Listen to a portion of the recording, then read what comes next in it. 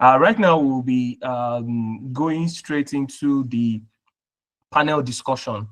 So, Comfort, Lekon, and Samuel, can you please turn on your video if you can, please? Based on your experience, like maybe about 1 minute each because of our time, can you just summarize your own application process, like how you were able to, let me say, get the let me say your Japa story, just in 1 minute? You can just give an idea of how it all went. So let's start with Comfort, please. Okay. Hi everyone. My name is Comfort, and thank you, Ayobami, for putting this program together. So basically, for me, I got out of Nigeria first through the Commonwealth Scholarship to the UK. So that was in 2021. So I studied there for 1 year, MSc Biotechnology. Then afterwards, I went to Italy, to University of Padova for another master's, and from Italy I went to the US to complete my master's. So currently I'm doing my PhD also in the US. So yeah, I applied for different scholarships, but Commonwealth Shared was the one that came through. So yeah. Okay, all right, thank you so much. So for those that are looking for scholarship names that they can check, they can look up, that is Commonwealth. Leko, please, over to you. Please go on. Okay. Audible, right? You can hear me? Yeah, clearly. Okay. I applied for the Erasmus Mundus double master's degree. It's an European scholarship, and basically you study within universities in Europe. So yeah, what else? It's just European university, so just within the EU Schengen area, and you have a limit of applications you can make. I think 2 or 3 amongst different ones. They have a lot of programs depending on STEM, depending on non-STEM degrees as well. So that's like a summary. Okay, thank you so much. Comfort and Leko, were you obligated to do GRE or IELTS exams for this scholarship, to apply for this scholarship? for me, no. Okay, what of Leko? I had GRE and I had TOEFL before because I was applying to the US, and I submitted it. So the catch here is, I think the person that did the presentation said something like, as many additional documents as you can have to put it there. So there was this code of to prove your English speaking abilities. But if you're from certain countries, you don't need to put it. Because I already had the TOEFL, I just put it. You understand? So whatever I can make it a bit more solid, I put it. So that was my action. Okay, thank you so much. Samuel. Sorry. Okay, go on, please. Yeah, so for UK, I was also asked for to prove my English proficiency, but I didn't write any of the IELTS or TOEFL, because in UK they can accept your WAEC results if you have, I think, a minimum of C4 in English. So you're good to go. And also some universities or some schools, most of the ones I applied for, they would accept a letter from your university stating that all of your studies was conducted in English. So that's fine. Oh, okay. Thank you so much. Samuel, what about you? Run through of your application process or your experience. Yeah.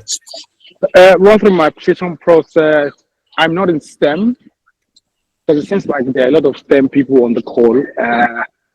I didn't do STEM, so I didn't even bother applying for scholarship, because if you are trying to Japa, the first thing you should know is, where is the world moving to generally?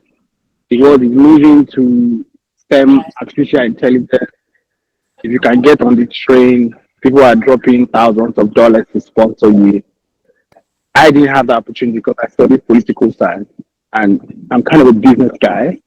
I've always wanted to have an MBA, so I applied to an MBA. I've tried other stuff, but it's not relevant to the question you asked me. So I came in for my MBA last year, and I'm done. Oh, congratulations! It's not scholarship application is not only for STEM courses. Yeah, because I think Comfort is in the should I say agricultural part of sciences, right? Agricultural sciences, in the agricultural field. So it's not only about STEM. it depends on whatever you want to do in your own field. There are so many, they are still funding, you understand? So yeah, Samuel, let's get back to you. I know that you did self-sponsorship while in the UK. So can you please tell us, how were you able to balance your work with graduate school? Like, how was the experience? It was hectic. You will be borderline depressed. I'm sure people have seen a lot of videos online, people crying at work. I didn't cry. I didn't cry. But it's good. Yeah,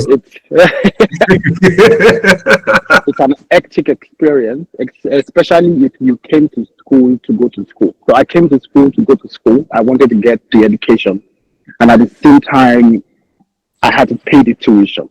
So it's an hectic experience.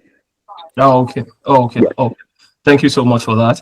I know some Comfort and Lekon might not be able to relate well with that, in the sense of the ethic. They are the scholarship gurus. Yeah. So, Lekon, I know you're a graduate right now and you're working. Like, what is in terms of career and personal life after master's degree? How is it like? I mean, abroad. Like, how was it easy for you to get the job, or how is it to settle? Yeah. I'll just touch quickly on what Samuel said. Just I think he struck a chord. Like, yeah, I had a scholarship, but have to like work alongside to get a thing. But I had moments where I was at the lowest point. I think it's important for people to remember that as well. Like, all good and nice to go outside and study, but there's a lot of underlying issues that you have to deal with, whether you're being sponsored or not. Just the fact that you're leaving your familiar environment and going somewhere new, or just even struggling with the academics, because that's something that people don't talk about. Like, all right, you get a PhD, you get a master, but you would actually have to study for those masters, and that's something that's tricky. But just as a side note. And yes, for the options, I think Dr. Dimitri mentioned a few of it. So when you finish, you have the chance to either get a job straight if everything goes smoothly for you, that's fine. Or you could do a PhD, or you can open a business on your own, right? So this is like the three scopes I would say within European. The easiest is the PhD route because they want a lot of researchers. One, the competition to get into those roles is not very high, so you have more chances. The more difficult one is the transition to a job. In Europe, for example, because you need this work visa permit thing for them to sponsor you, right? And it's tricky because you are applying with nationals, people that have citizenship, people that can speak the language. So the rate to get it is quite low. But if you're lucky enough, a few countries, for example, Germany, Netherlands, they are more welcoming to foreigners. So if you finish your education there, there's higher chances compared to other places. I'm in Spain now. I am working in Spain for a consultancy, and it took me a while. I think like 6, 7 months outside of school when I was on my master's before I could start my job. That's how long it took. Some people a bit longer. Some people maybe 1 year plus, living on their savings from their scholarship. And some people immediately before they finish, they had a job. They started in September. They just traveled home for vacation and came back. So it varies widely. And I think the way the job market is right now, it's very tricky. So the advice usually for people that are studying in Europe now or want to come to Europe is, if you have a love for research, for example, it's not something that you don't want to not do. You know what I mean? Like, you don't hate it. You should look toward that PhD route. You get a PhD, and then you can look and branch out, say you want a job, proper one.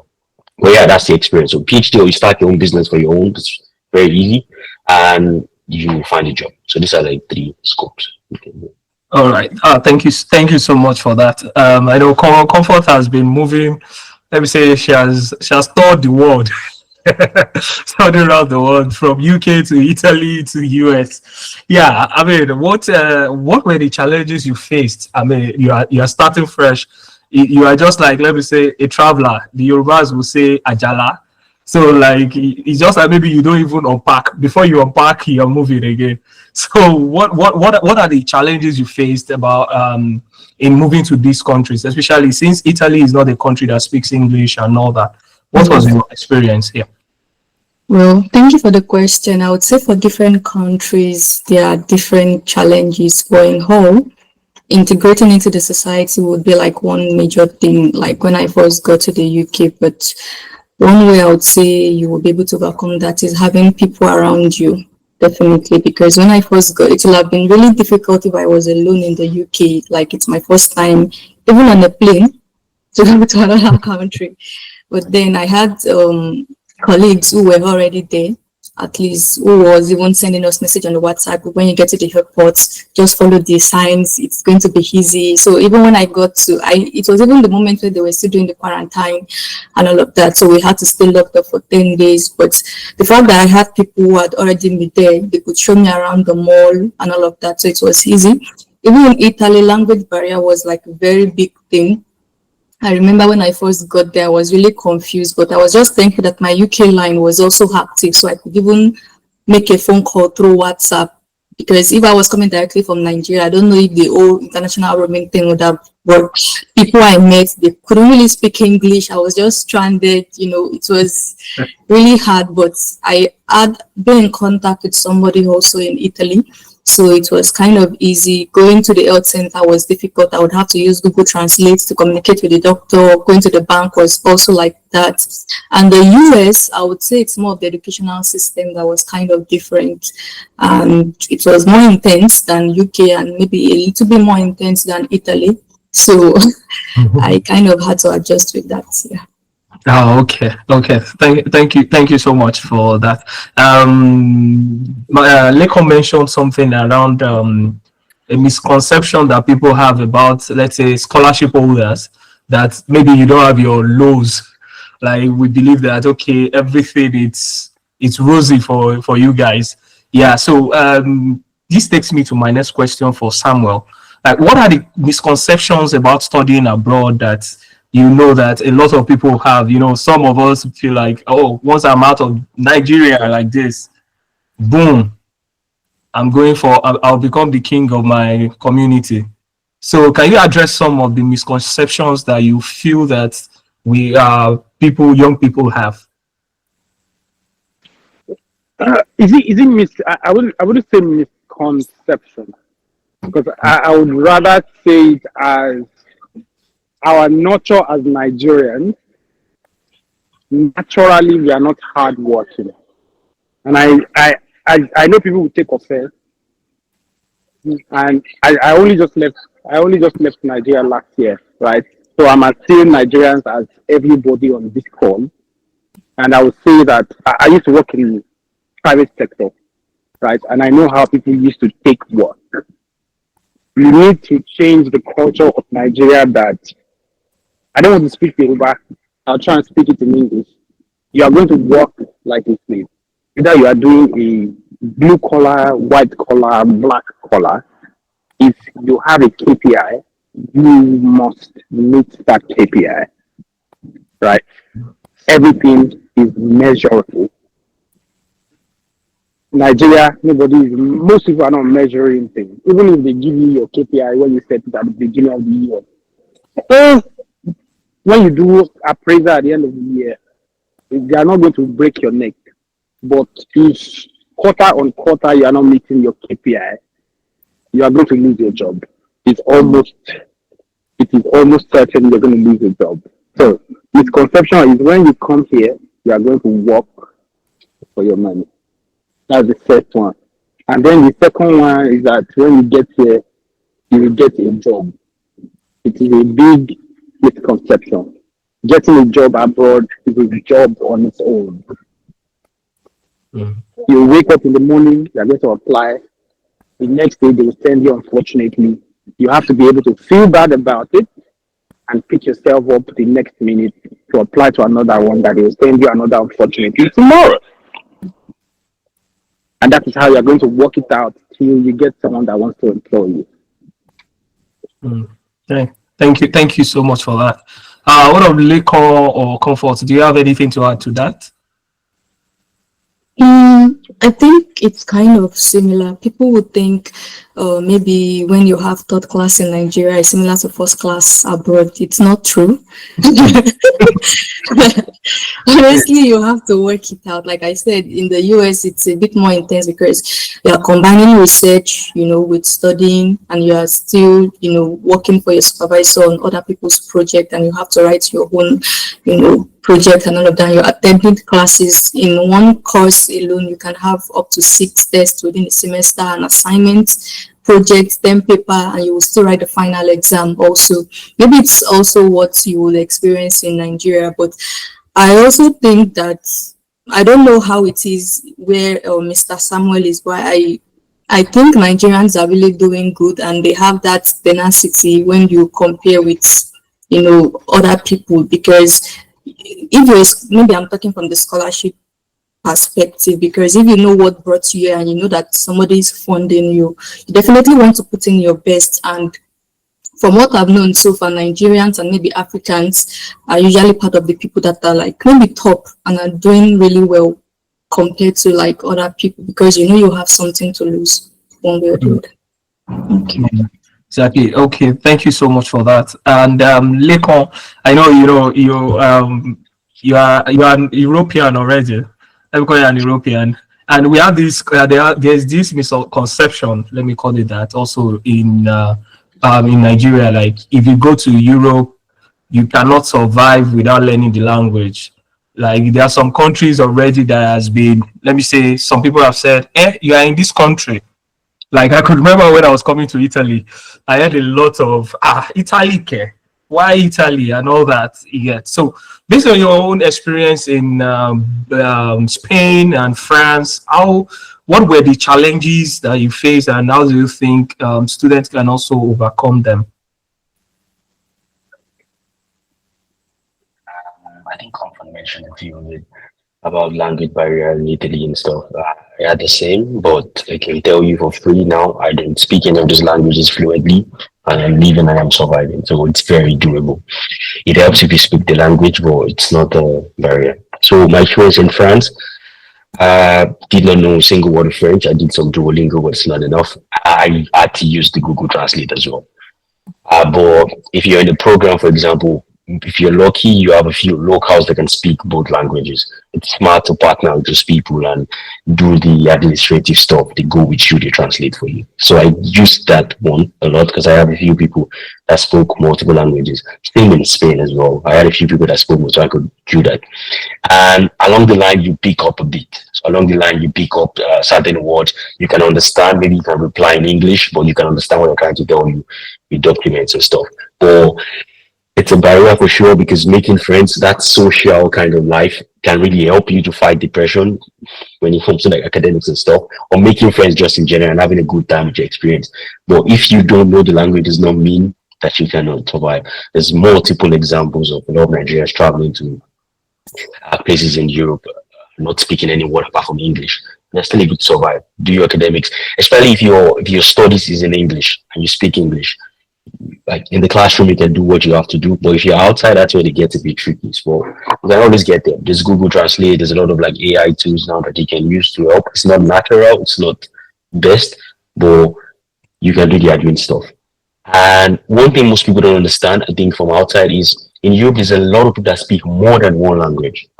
Most of the people I have met, they have like a baseline of English. So, say for example, I was in Belgium for my internship as well, like 6 months. French and Dutch is what they speak there. I never had any problem. English was fine because somebody would be able to switch for you. Mostly young people, if you meet like old people, it's a bit difficult. Same thing in Spain as well. Like going to the doctor, for example, you just ask them, can you speak English? They would switch for you. So if people are looking towards this country and like the language is what is pushing them back, I think you should have a rethink, because I don't speak any language fluently and I'm doing okay. All right. Thank you so much. Can I chip in one point? All right, please go on, Sam. I think if you take learnings from Chinese people, most Chinese people cannot speak English, but they still migrate because they add value to whatever country they are going to. So as an individual, you have to figure out, how can I add value? If you don't speak English, you can, even in England, where you think they are speaking English, I promise you they are not speaking English. You can barely make out a word from and you're wondering, what are you saying? And they are English speakers, they are speaking English, and you can barely understand what they're saying because of their accent. So if you are adding value to their system, they are not going to be biased towards you. If you can show them, you are going to give them results they are going to work around it. Like the other person said, Google Translate can help. Just make sure you are a value addition to wherever country you want to go to. Yeah. Thank you so much for that, Sam. I think I saw a couple of videos also on Instagram around this, and they showed some set of people, like when you think you understand English, then you hear them speak, and let's say maybe the Scottish Exactly. and all. Scottish people. Yeah. Yeah, That, what. I will be yeah. like, I think also this lady, I think Beyonce was on what's it called? She was speaking to a British in an interview, and she was just asking, "Are you cursing?" Like she also doesn't understand what the guy was saying. But right now, let's go to the questions and answer from the audience. Ioa Emmanuel, can you please unmute your mic and ask your question quickly, please? All right. Thank you very much for giving me the opportunity. My question is just simple. I was going to ask if it's possible as a student to gain an internship in like abroad in any other country abroad as still an engineering student, for example. So you want to gain an internship, you want to do it abroad, still a university student in Nigeria, university student. So you want to gain an internship abroad. I was going to ask if it's possible, and if it's possible, how do you get to go about it? What are the procedures and all of that? Thank you very much.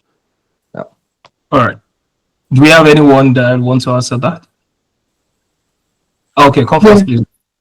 So I didn't know this is also possible, but I happened to come across like somebody from Nigeria here in the US, and is currently like a student worker doing an internship in agri field, and I think it's for a year.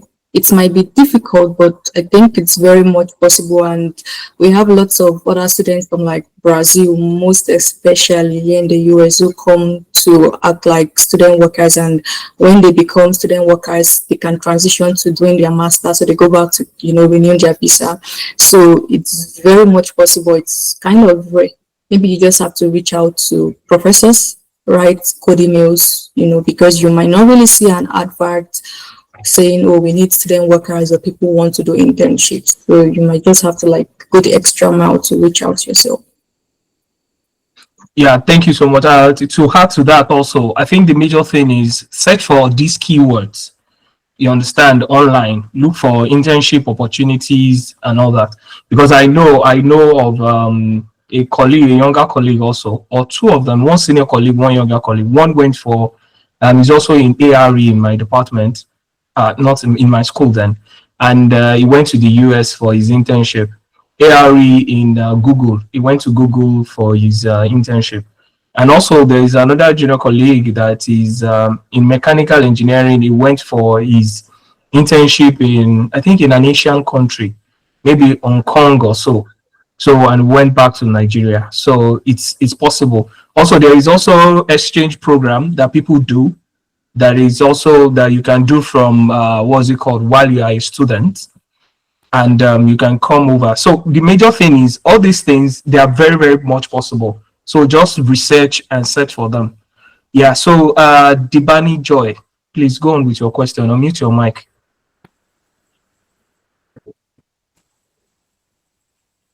Okay, Dibani Joy, if you're speaking, unmute your mic. We can't hear you.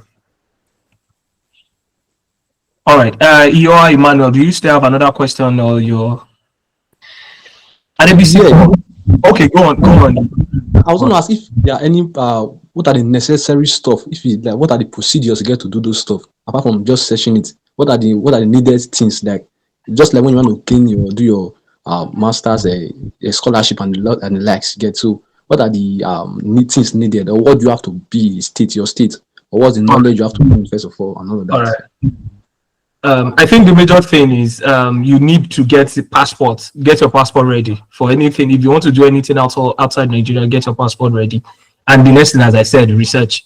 So aside from you skill up and just try to research and skill up. That's the major thing. Adebisi Paul, please quickly, 30 seconds, your question. Yeah, thank you so much, sir. Yeah, my question is to Ms. Comfort. Yeah, I want to ask about the Commonwealth Share Scholarship. Yeah, you said when you were giving your talk the other time that there is no need for GRE exam. Yeah, I just wanted to maybe like give us some enlightenment about Commonwealth Share Scholarship and some of the requirements needed. Like, is it I think you said that 2.5 also, like the language test also is not required also. Like if you can just give us some necessary document and how it work, how Commonwealth share scholarship work. I think it will. I will, and also I would like to connect with you on LinkedIn. Okay. I'm just going to give like a very brief overview because I have lots of videos on it on my YouTube channel that you can explore. But currently, the Commonwealth Shared Scholarship is closed, and that was just like 2 days ago. So, but it's basically you don't need English proficiency if you have your WAEC. Okay, the WAEC is like the English proficiency depending on the requirement of the school. So Commonwealth Shared is more of like a collaboration between Commonwealth and the university. They're the ones who put the funding together.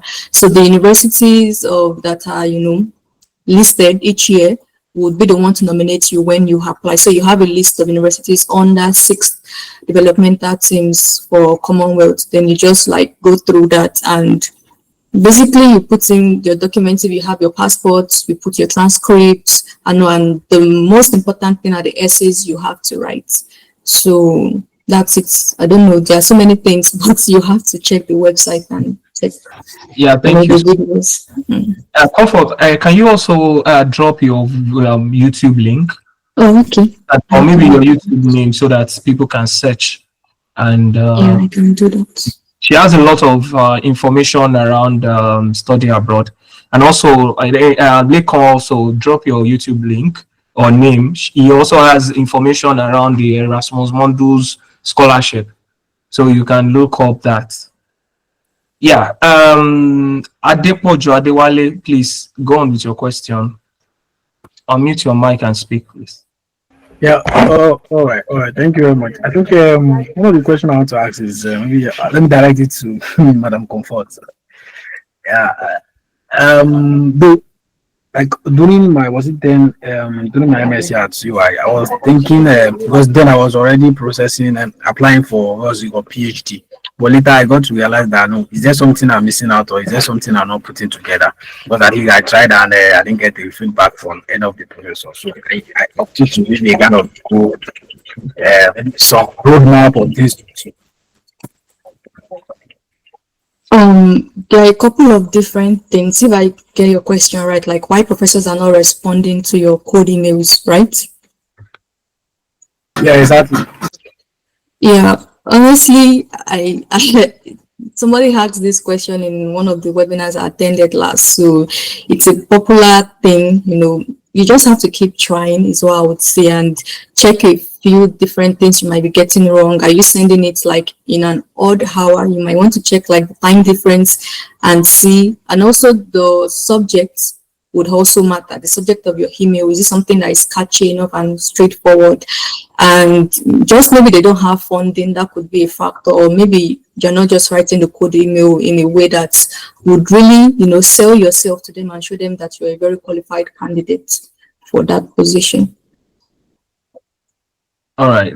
Thank you. Yeah, in the aspect of the document requirement, I was also thinking there's something I'm leaving out, because maybe sometime I also look up to, maybe I don't have a paper, things like that or stuff like that. So I don't know if yeah. So that could be a thing. So that's why, like Ayobami said, you just have to keep scaling up, like build yourself, do things, gather more research experience, in the field of interest. And sending code email is not the only route to, getting into the US. Some schools don't even require you to contact any supervisor, and also just check for such kind of schools and also look out for the acceptance rates. Because if you're sending to schools like Harvard, for example, it might be very hard. So check schools, and there are some schools that are specifically for Black students. So those schools might be very easy for you to also, get into. Yeah. All right. Thank you so much for that. Yeah, go on, sir. Sorry. Okay. Yeah, I wanted, because from a business perspective, off the top of my head, because I've not done what Comfort has done, but off the top of my head with my business experience, right? If you are sending an email, like what you said, you need to know the time when you are sending the person an email. It's good to send it in the morning so that it's on top of the pile when the person is coming to work. Also, I'm sure most of these people have a profile. You can get their interest in research from what they are doing. You can check their Google Scholar, what has the person been publishing. If you are sending him something that's out of the scope of what he has interest, you're probably just going to click and move on. And also you can chip in your introduction. What value can you bring to the team that is doing the research? That's from a business perspective. That's how you can catch someone's attention. If you are sending me something that I don't have interest in, I most likely will not respond. All right. Well, thank you so much for that. And also, in addition, whenever you think of, let's say, during applications and all that, whenever you think of something that could actually be the hindrance to to why you've not yet gotten a response, please, it's possible that thing is actually the problem. So try to fix it. You understand? If you ever think that, oh, is it because I don't have publications? Get publication. If you think it's not, is it because I don't have this particular document? Get the document. So someone will say, what is what's doing at all is what's doing well. So please, you can do that. Dibani Joy, are you there? Unmute your mic if you are speaking. Okay. Yeah, go on with your question. My question is, Comfort talked about using the WAEC. They can use WAEC to apply for the Commonwealth Scholarship, and also I wanted to ask if it's possible to also use NECO or NECO for either Commonwealth or any other scholarship abroad. Just to clarify, I'm not saying you can just use WAEC to apply for the scholarship. It's to show the proof of English proficiency, and it depends on the university. Commonwealth in itself does not really require you to prove that you can speak English. It's the university. As long as the university is willing to accept you, they're not concerned with what you show to the university. So Commonwealth will not ask you to upload like English proficiency letter. So as long as you can get admission into the university and meet the condition of English proficiency. So if the university can accept NECO, then you're good to go. And it's not just Commonwealth, you can also ask, other universities. So sometimes these things are not stated directly on the website. For most UK universities, you might see the WAEC, as part of the documents that can be accepted, but you can also send an email to them asking that, oh, can your English proficiency requirement be waived for you if you are providing like the letter. When I was applying for Erasmus, I also did that. I sent emails and they could accept the letter from your university.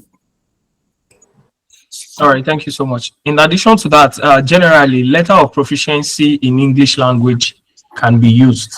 That is, you can get that from the university you graduated from and use that letter. You understand? In some schools, it replaces the TOEFL, GRE, IELTS, and all the English test exams. So, as I said earlier, it's still a matter of research. So, research these schools and understand what exactly they're speaking about, they are requesting. And I believe the main speaker, Dr. Kenny, they mentioned this. So you need to be specific. Adebisi Paul, please go on with your question. Yes, I need a clarification on this matter. That's why I raised my up again. Yeah, I want to ask if maybe we need to apply for the university first, like gain admission with the university before we can apply for the all the scholarship, maybe Commonwealth or Erasmus, or we can do it like in line with each other as we're applying for the university also. Before they give you admission, you're also applying for the scholarship. Like, I just want the clarification about that. Do you get that? Yes, is it me? Yes, I think so, Comfort. Yeah. So his question Okay. is, should you apply simultaneously for Commonwealth and the university? So it depends whether it's Commonwealth or what scholarship you're applying for. For Commonwealth shared, for example, now, it also depends on the school, because some school, when they know that Commonwealth application is open, they will tell you don't apply for admission, so you don't, burden them with so many applications, because not everybody will be accepted. So they will tell you that just fill this form if you are interested in applying for the Commonwealth shared scholarship, while you will still apply for the Commonwealth shared scholarship on the Commonwealth portal itself. But the university itself will tell you don't apply for admission. But if the university does not have that requirement, go ahead and apply for admission simultaneously as you are submitting your scholarship application also. And for some schools in the US, depending if it's the route of getting a supervisor first, you don't have to apply for admission. You should have maybe gotten a response that, yeah, you will get funding before you go ahead, so you don't waste application fee. But some schools, it's through the admission that you will get the funding. So you definitely have to apply for, admission. So you just have to research and be sure of what the steps are for the scholarship you're applying for. All right. And everybody also notes that it is not only Commonwealth scholarship that is out there. Exactly. And also it is very, very highly competitive. Yeah. You understand? Let me put this out there. So if you are just what's it called, people like me that we know our lane. So you can look for other scholarships that you can apply to. There are university scholarship you can look out for, and there are lots of them. So just check online, join communities, as Dr. Kehinde has mentioned, and keep applying. Yeah, I can see one of my bosses here, Mr. Ayodeji Faro. Engineer Ayodeji, please unmute your mic, sir. Speak. If I can add. Thank you. So good day, everyone, and nice work so far. And I've been following you guys, and that's been a very interesting session, really. I just want to chip in someone that asked about the cold mail, because I'm a beneficiary of that. And with in addition with what the panelists have said, I think they really handled that well. I just want to chip in that most importantly, you need to make sure that anyone you are writing your mail to aligns with your research interest.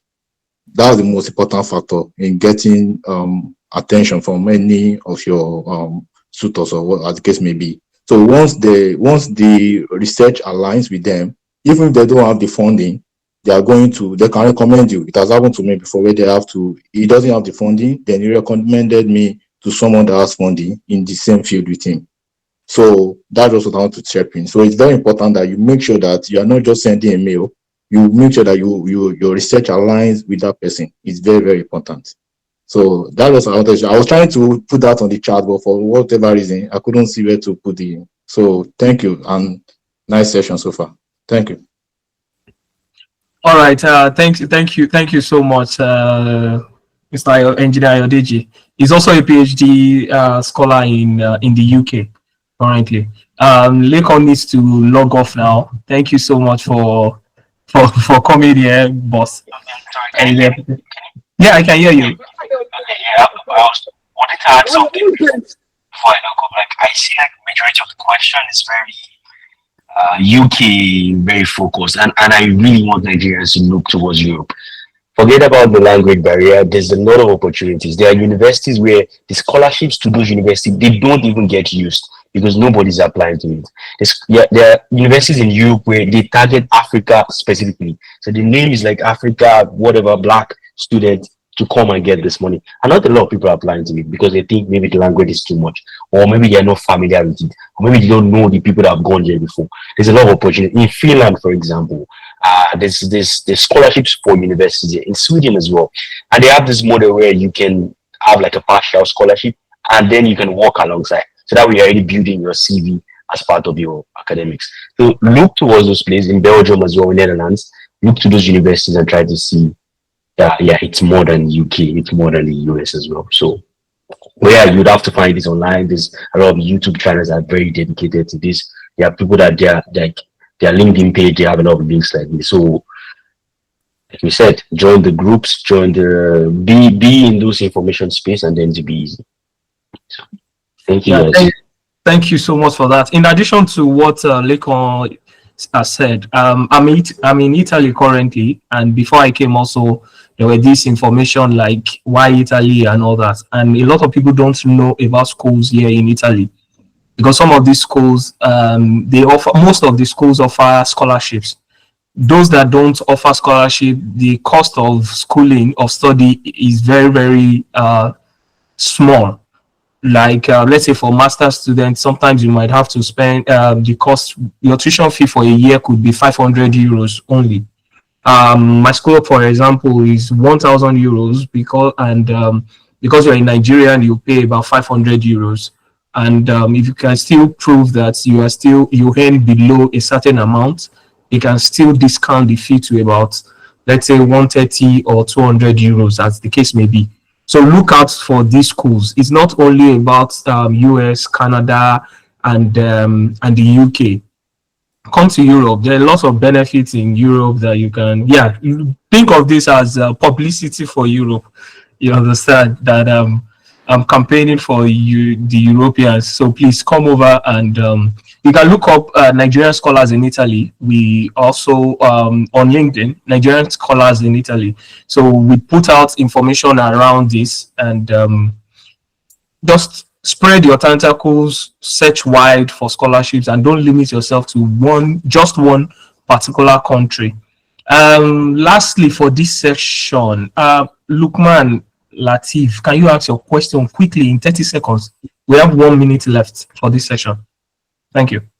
Thank you. I thought you are going to ignore that. I appreciate your, but I just want to remind you, it says you dropped a link or a document like that concerning how to go about the documents you need, what you need to prepare down for scholarships, different links on different videos. Okay. What I will do is you register for the program, right? I'll send an email and everyone will get that for the people that are registered. Yeah. So Dibani Joy, your hand is still raised. Do you have any question?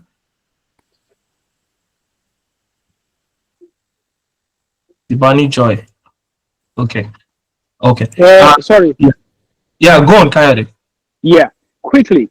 It seems like not even instinct. It sounds like most people are STEM type of people on the call, right? And from my experience, because I'm in the education sector, I can tell you for free that there is a huge deficit in the education system abroad.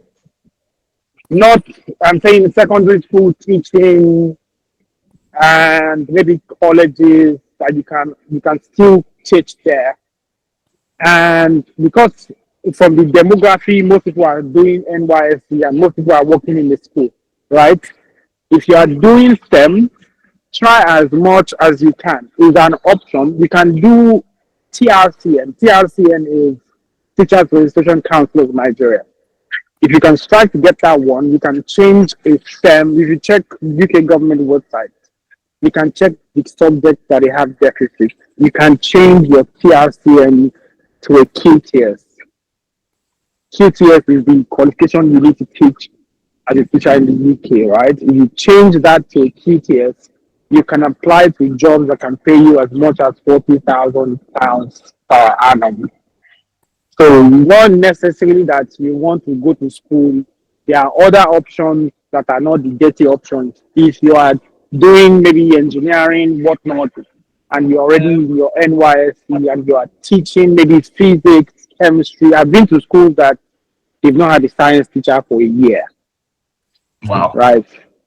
They are going to jump on it. If you can change that TRCN to a QTS, you're not going to pay money. It's going to take a long time. I've seen a couple of videos. You can check videos like that on YouTube.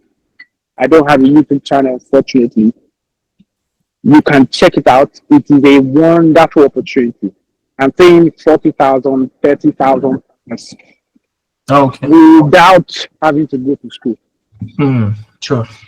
All right. Thank you so much. There are so many opportunities, as he mentioned. Also, you don't have to go to school. You don't have to study. You could also, there's an opportunity also in Italy. It's called researcher assistant or research assistant. So you can also come for that. It's just usually a year, then you can find your feet from there. All right. Thank you so much for the session. And right now we'll speak for those that are okay, Comfort and Samuel, thank you so much for your time. And we really appreciate your dedication today and you coming up and speaking with us. Like we understand how your schedule is. Thank you so much. We really appreciate it. Thank you. All right. Engineer Fola, now it's over to you. For those that are thinking of, let's say, self-sponsor themselves and they don't have the funds and they're looking out for opportunities, you understand, let's say maybe study loans that they can, what's it called? They can benefit from. It's not every one of us that will get scholarships. So Engineer Fola would explain some of all these things and how we can benefit from these study loans. Engineer Fola, please. Okay, so thank you for having me. Can you confirm that you can hear me? Yes, we can hear you. All right, so it's been interesting so far watching everyone listening to you. Thank you for what you're doing. And of course, Comfort, Samuel, and of course, Olamide. Thank you for sharing your wealth of experience and how you're joining, how you're able to pull out a lot of things that worked for you. Yeah, it's interesting. And one thing that I can pull out from all this thing is having a study, having a university to study with.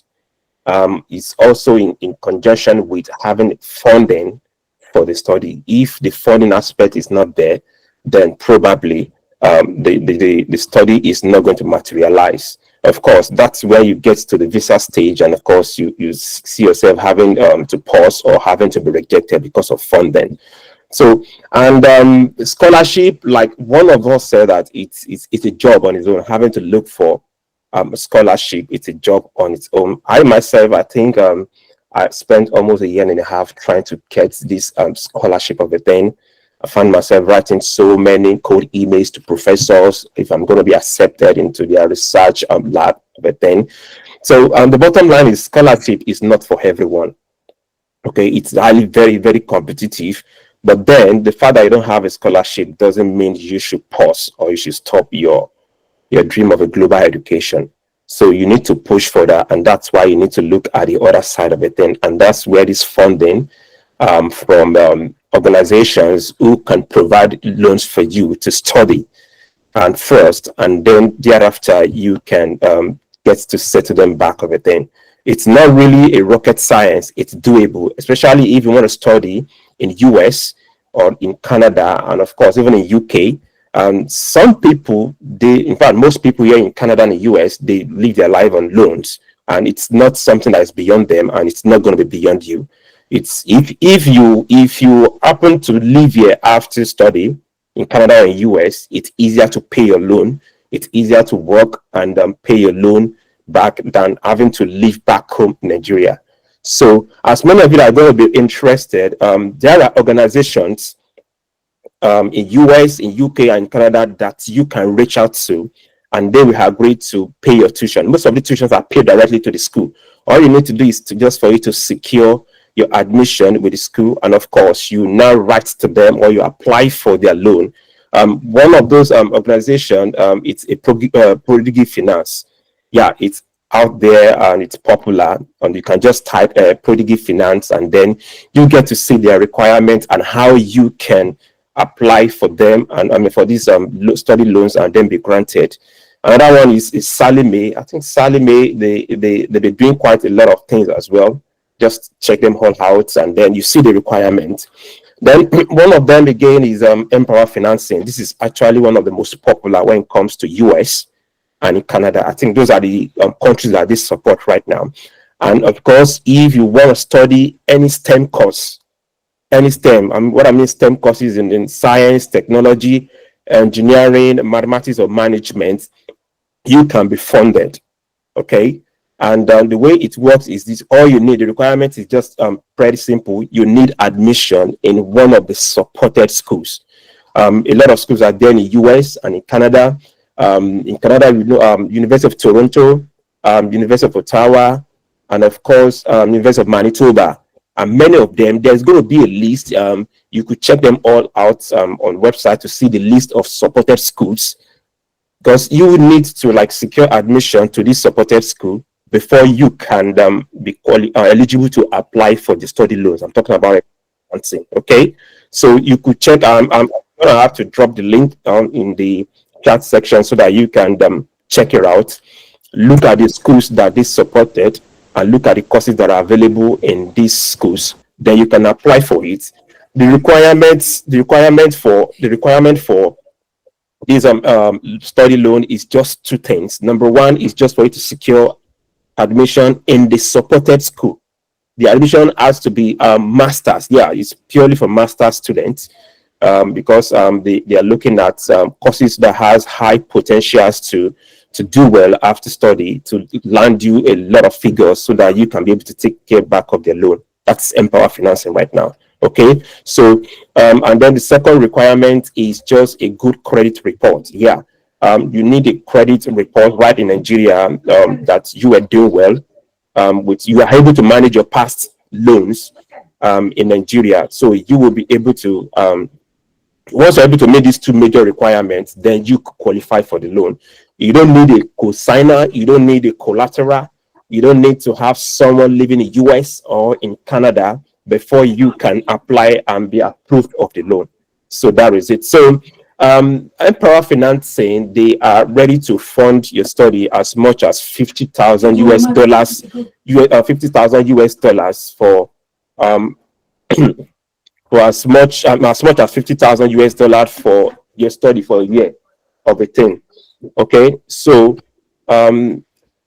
that's what you need to do. I'm going to drop the link so that you can check it out and work on it. Just make sure your dream for a global education is not extinguished just because you cannot find a scholarship or proper funding for it. Okay, so that is it. So as many that you want a much more further guidance on all these studies loans, you can connect with me on LinkedIn.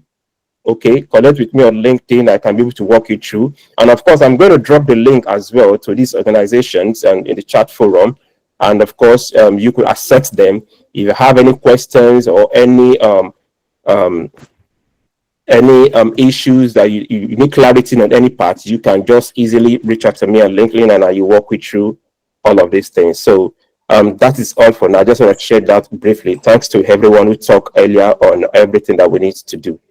Thank you so much for that. I don't know if Olayinka has a question. Do you have a question for him on what he said? You have your hand raised. Unmute your mic if you are speaking. No, it was a mistake. No, a mistake. Okay. All right. Thank you so much, Engineer Fola. I just want to ask. Let me just ask. All these application for these loans, should it be before or after one has gained admission in the US or Canada? Okay. So usually you can do it at 3 stages. If you are thinking of studying, okay, and you want to see your eligibility, you can apply for it. All right.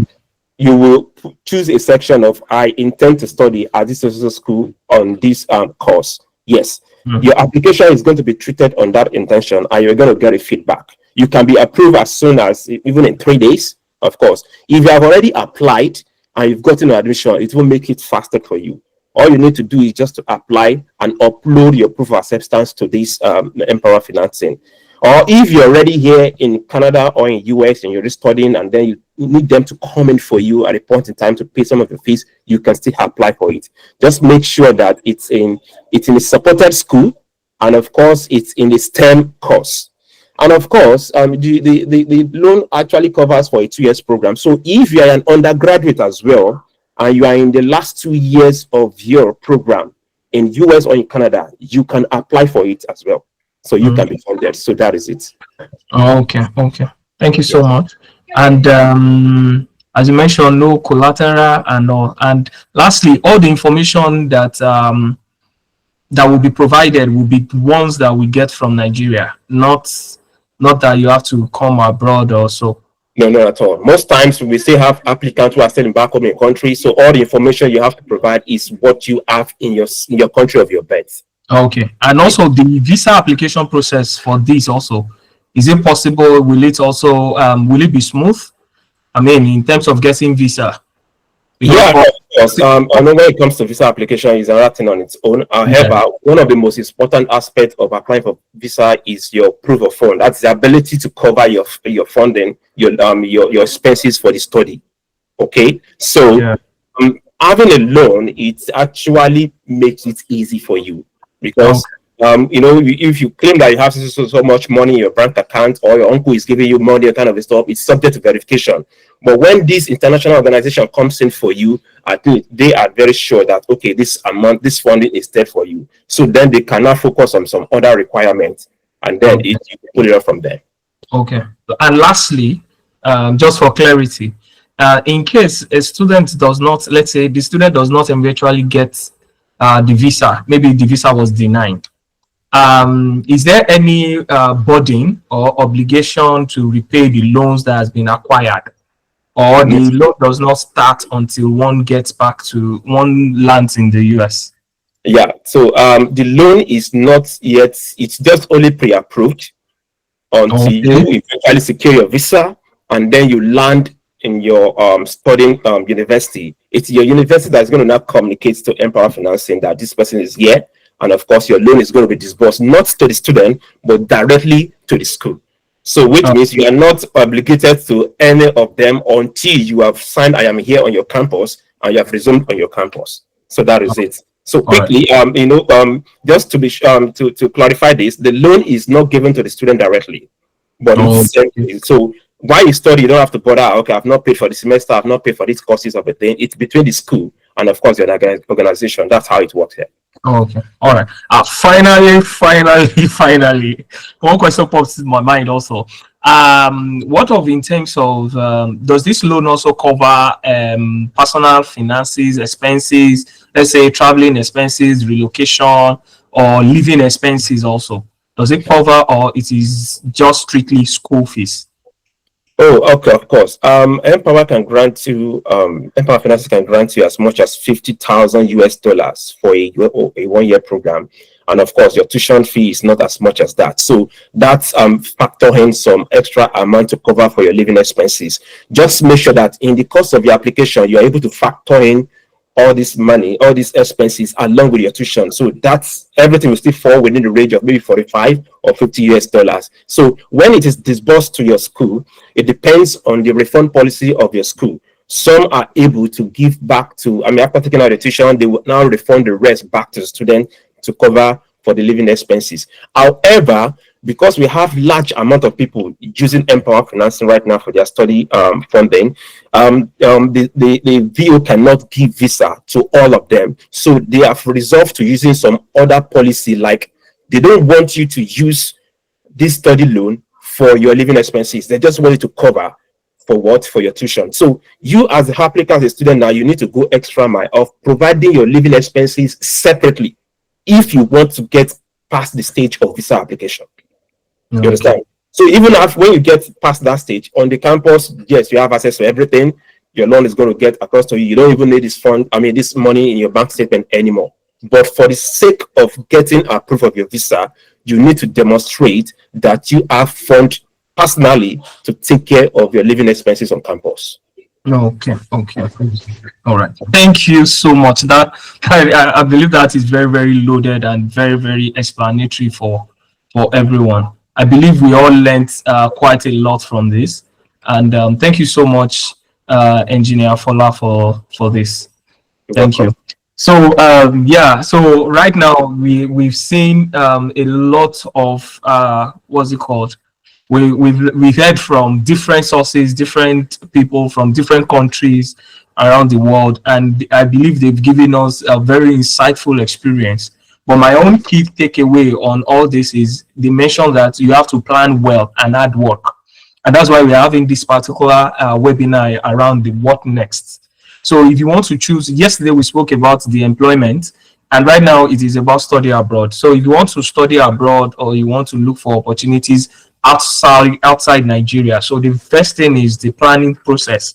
So right now I want you to start thinking around what schools, what scholarships, and what's it called, maybe course you want to explore.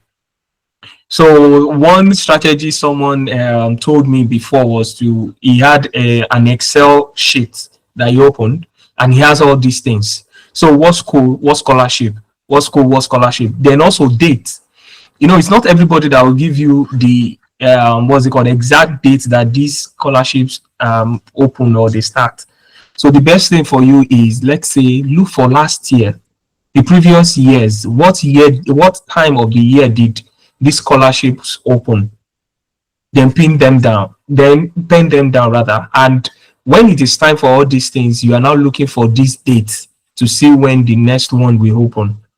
You understand? Before I left Nigeria, when I knew that I was going to travel, that I wanted to start my own study abroad journey, I got my, I had to get my passport first of all.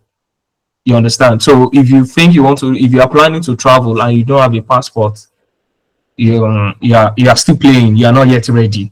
You understand? That's one. Secondly, there are a lot of information also that I got that scared me at first, which is, you hear people online, they say they applied 8 times, they got 15 rejections, they got 12 rejections, some got 8.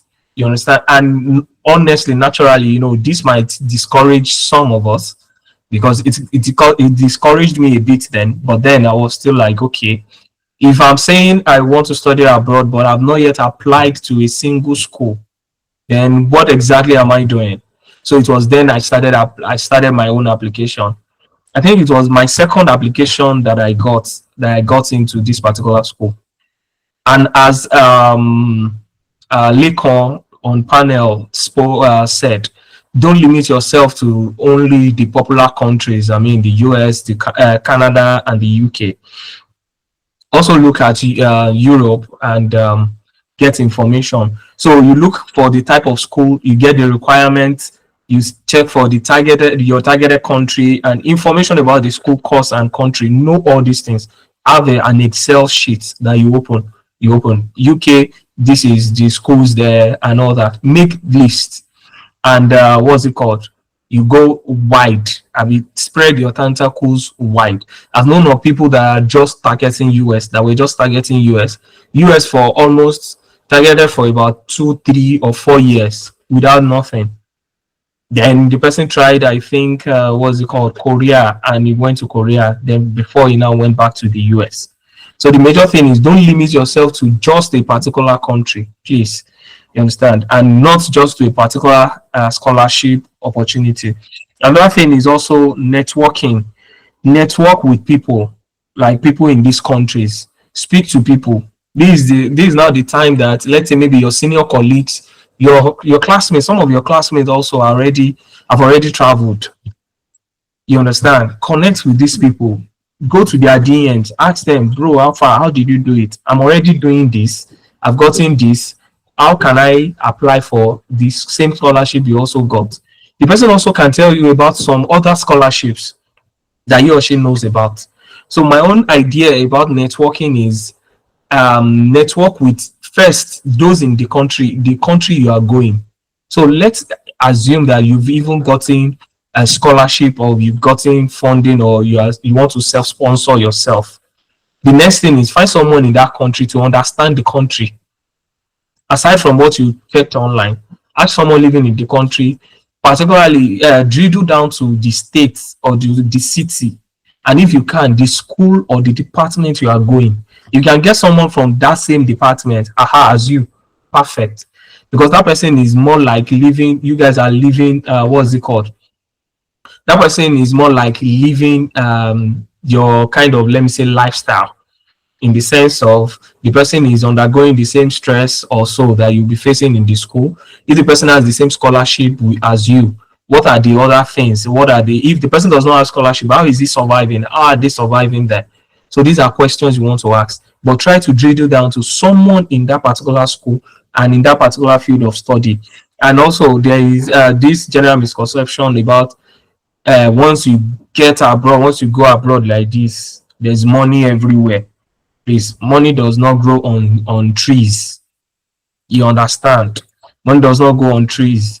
Don't do the idea of, oh, don't worry, if I get there like this, tomorrow like this, I'm building, the next month I'm building a house for you, or I'm going to repay all these things, all these loans that I'm taking. You understand? You need to give yourself time.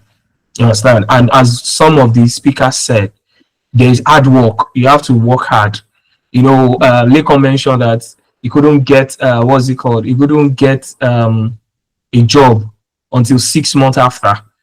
You understand? Yeah, your case might be different. You might get yours immediately, even before graduating. One of our speakers yesterday, Shegun, he got his first job. He got his job first semester on campus, first semester in school, like his first semester as he's landing in Sweden. That was when he got his job. So different people with different experiences, but just prepare and make sure you are ready for whatever is out here.